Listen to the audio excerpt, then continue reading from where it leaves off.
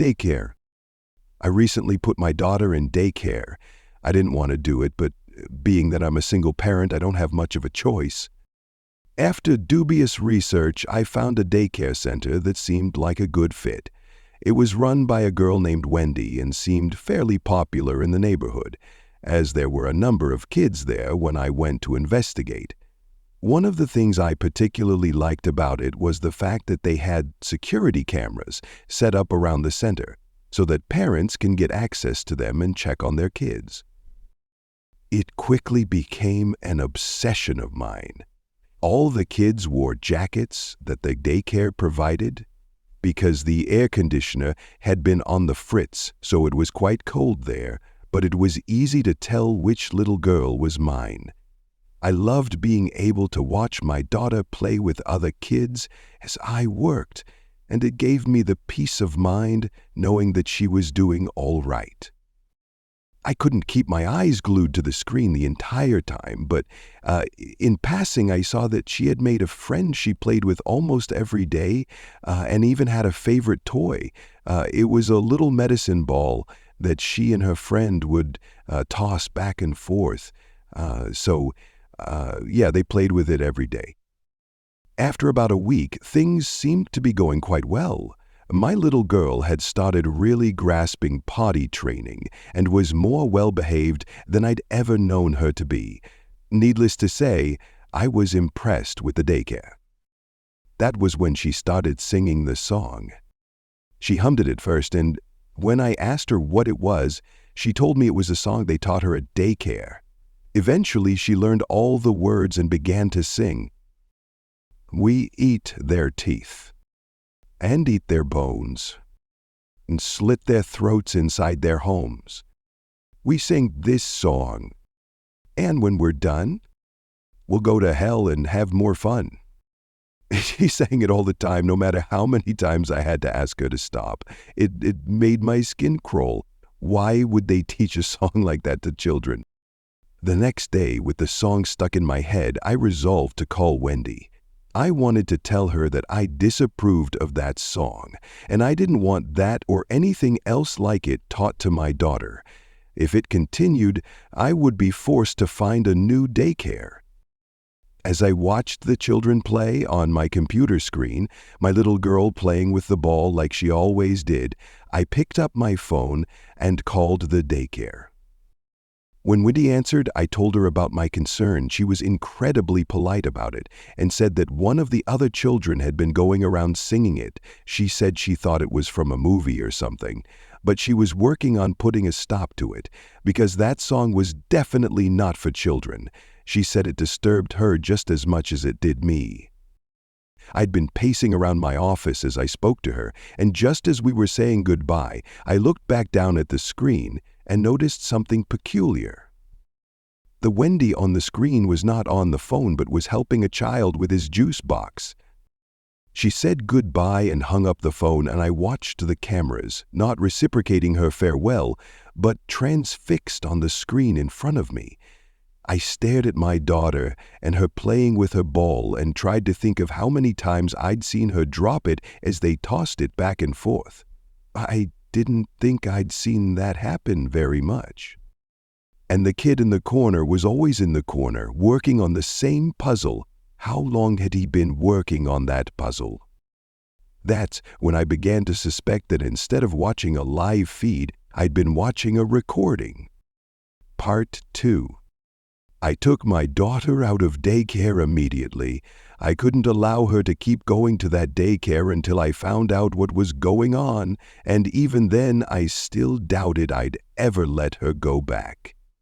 My boss, being a single parent herself, allowed me a week to work from home so I could watch my daughter and find another daycare center. She wouldn't stop singing that song, though. Every morning, before I even went into her room to wake her up, I could hear her singing it, and at night, after I put her to bed and I thought she was asleep, I could hear that song coming from her room. I played back over and over again, in my dreams and in my head. I found it hard to focus on my job and on the search for the new daycare center. So when she finally stopped singing and it was finally out of my head, my relief was immeasurable. Silence filled the house, and for several minutes I couldn't imagine anything more peaceful.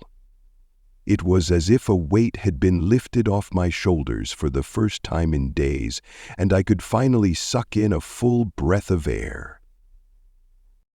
When the silence broke, however, my stomach knotted even tighter. A feral, terrified scream tore through the house like a freight train. I'd never heard anything like it.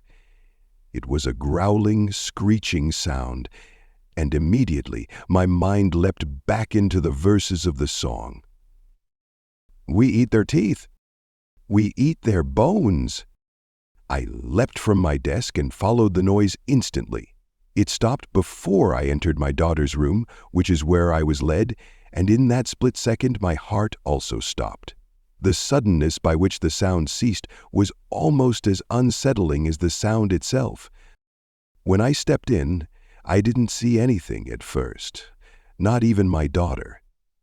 Then I found her crouched in the corner with her back to me. She looked like she was busy with something, and I could hear a strange sound that, even now, I can't describe.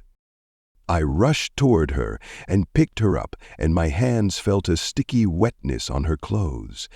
It was warm and thick and reminded me of Caro syrup. I turned her around and saw that what I was touching was the blood that covered the front of her shirt, and I immediately panicked. I didn't think of anything else other than to find out where she was bleeding. I carried her to the bathroom and ripped her shirt off and scrubbed quickly with a washcloth to find the cut. I found a few scratches on her arms and scrubbed harder, looking for the source of so much blood, but I found nothing else. In my panic to clean her up, I hadn't noticed until that moment that she wasn't crying or even making a sound at all. I looked up to her face and, aside from the blood that was smeared across her chin, she looked completely fine. Her jaw worked up and down, chewing on something, and with shaky fingers I fished it out of her mouth. It looked like a thin piece of leather. I threw it in the trash and wiped my fingers on my jeans and picked up my daughter to carry her to her bedroom to investigate the origin of the blood. In the corner of her bedroom where I'd originally seen her crouched was a dead, bloody tangle of fur and tendons that I immediately recognized as the cat I'd adopted from the shelter only a year ago. It was missing an ear. I screamed at her. I screamed out of fear and anger and panic at my daughter, who just stood there next to me with blood drying on her hands, arms, and face, while her blue eyes stared back at me like blank pools of water. I put her in the bathtub while I cleaned up the mess in her bedroom. I scrubbed with hydrogen peroxide and carpet detergent until my arms were sore, but by the end of it there was still a small brownish stain that would serve as a reminder of what had happened to my cat. In the bathroom I heard the echoes of my daughter's voice as she sang the song again. I didn't sleep much that night. Whenever I closed my eyes, I saw the corpse of the cat lying in the corner, and my stomach knotted up even tighter. When I did finally fall asleep, it was only for a few hours. I awoke at 3 to the muffled voice of my daughter through the wall. She was praying. She said the following prayer 3 times without pause. Now I lay me down to sleep. I pray the Lord my soul to keep.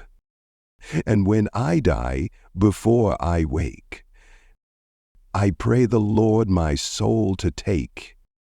We'll play and sing among the dead, and he shall feed us blood and bread. I'll do his work until sunrise, and love him forever, the Prince of all lies.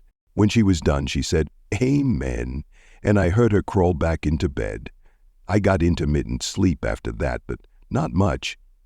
Just like the song, that prayer was stuck in my head and it made me sick. The next morning I found her sleeping deeply in bed, covered in a pool of her own urine. She hadn't wet the bed at all since I started her in that daycare, and even before that I thought we had overcome that particular hurdle, but when I stepped in her room, the sickly sweet scent of urine and ammonia mixed with the rotten stench of feces filled the room and made my eyes water. I found that she'd not only wet the bed, but had also had diarrhea as well. I gagged and picked her up and carried her, half asleep still, to the shower. As I cleaned her and she became more conscious, she looked at me with tired eyes. She didn't look like she'd slept much at all.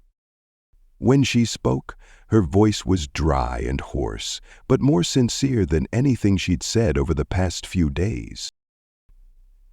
"You're going to burn." Part 3. I asked around to see if I could find anyone else whose kids went to that daycare. It took a few days, but I finally found a friend of a friend's cousin whose son was enrolled. I contacted him via Facebook and set up a meeting with him at his house. I brought my daughter so she could play with his son while we talked in private. He and his wife both worked full-time and seemed shocked when I first suggested that something in the daycare was amiss. They said that their son, Brian, had never been better behaved than since he started going to that daycare. He went to bed without being told, cleaned up his toys, and hadn't thrown a tantrum in the 3 weeks since he was first enrolled. I asked if they regularly checked the cameras. They admitted that although they did a few times, they didn't really sign in to watch on a regular basis. When I suggested the possibility of the cameras being pre-recorded, they said they honestly hadn't noticed. I told them about the strange song I'd heard my daughter sing and the strange way she'd been acting. I didn't mention the cat, however, because I didn't want to be accused of being a negligent parent. They said they'd heard Brian humming something, but the words never came up. Hesitantly, I asked if they had a pet. For a fraction of a second, I thought I saw a flicker of concern in their eyes. Then Brian's father spoke and said they didn't, but I'd seen that look in their eyes that spoke volumes more than anything else they had said. When we were done, I took my daughter and left. That was the last time I or anyone else spoke to either of Brian's parents. The following morning, I saw on the news that both parents had been killed in their bed, and their son was now missing. When I put my daughter to bed the following evening, I decided to try to talk to her about it. I'd deliberated over my questions all day and had finally decided on what specifically I wanted to ask her. I've transcribed the questions and answers to the best of my ability below. What sort of games did you play at the daycare with Miss Wendy? Answer: we played imagination games. Question: who taught you the song that you sing? Answer: question: who's Miss Terry? Answer: I don't know. Question: is she friends with Miss Wendy? No, she plays the imagination games with us. Question: did she teach you to say that prayer at night? What prayer? Question: the one I heard you saying the other night. I repeated the prayer. I don't know, I just know it. Question: why did you kill Tony, the name of the cat? Answer: I had to. Question: why? Answer: he wasn't going to let them in. Question: why? Let who in? I asked if anyone had abused her at all. She didn't understand and I had to explain. I won't go into detail here, but when she understood my question, she confirmed that she had not been abused whatsoever. Question: what did you mean when you said I was going to burn? I know. I don't know.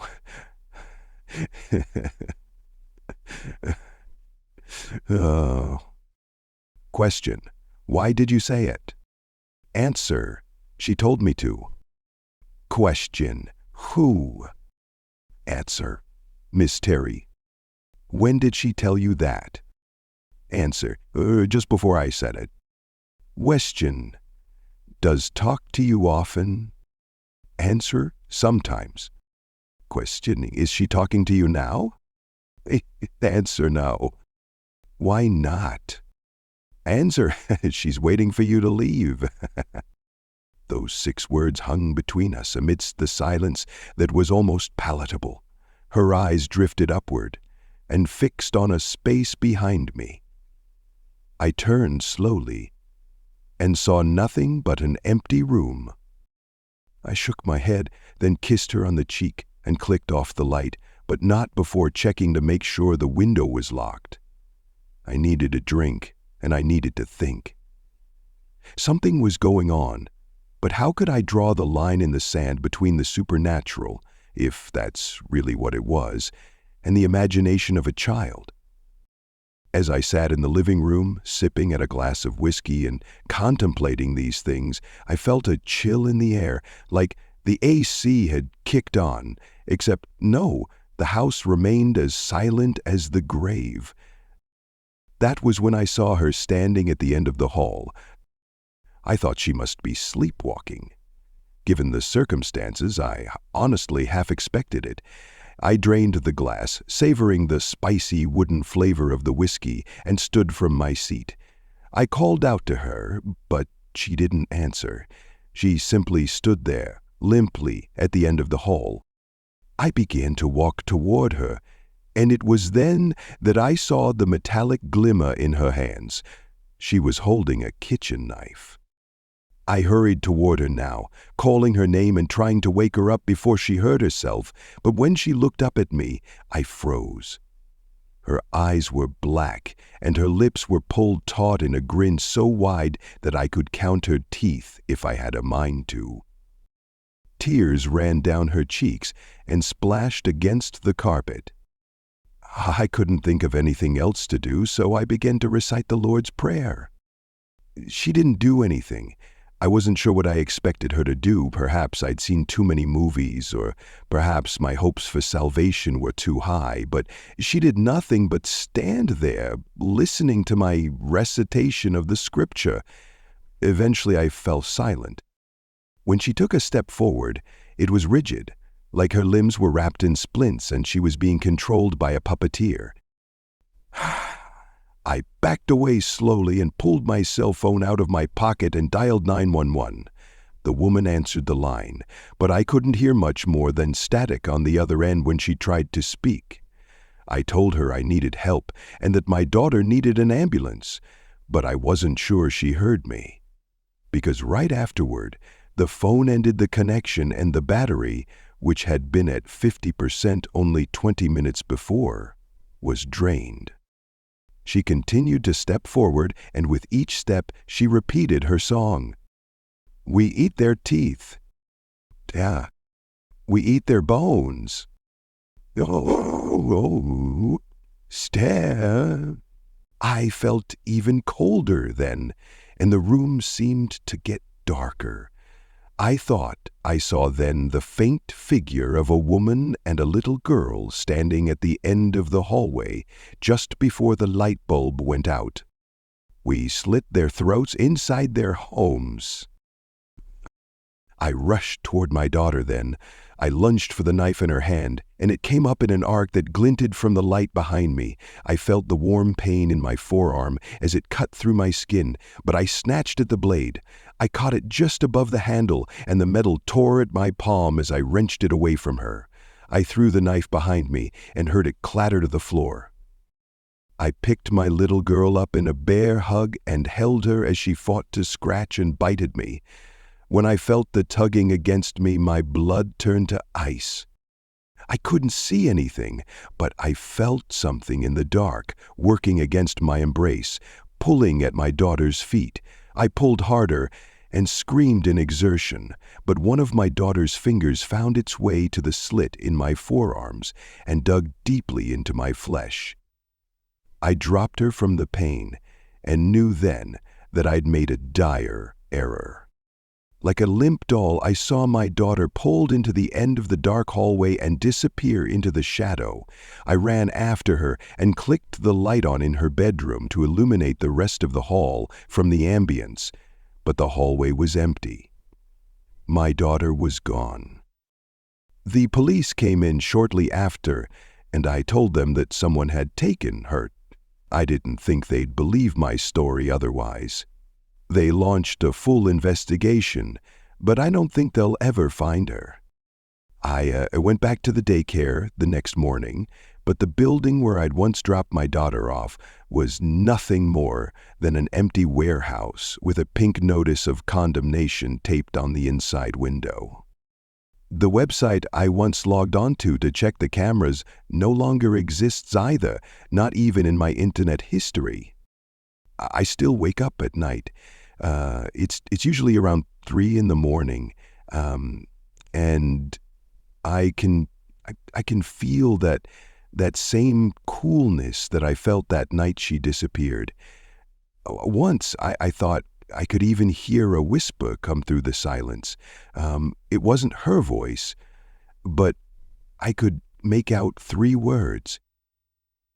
I, O Zion.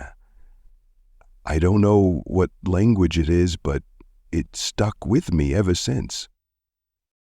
If anyone has any information on the whereabouts of my little girl, please let me know. Her name is Dorothy. She's 3 years old, has blonde hair and blue eyes, and was last seen wearing pink pajamas. That's the end of the story. If you have hooked up till here, then hit like button and comment down your views. Also, if you haven't subscribed yet, then do support me by subscribing, so you may not miss any video in future.